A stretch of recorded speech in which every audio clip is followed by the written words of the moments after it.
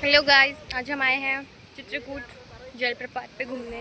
Guys आप देख सकते हो मेरी पूरी फैमिली आई हुई है एंड पीछे झरना है जो कि इतना प्यार से बह रहा है। और अभी गर्मी का सीज़न है तो झरना कम बह रहा है गाइस।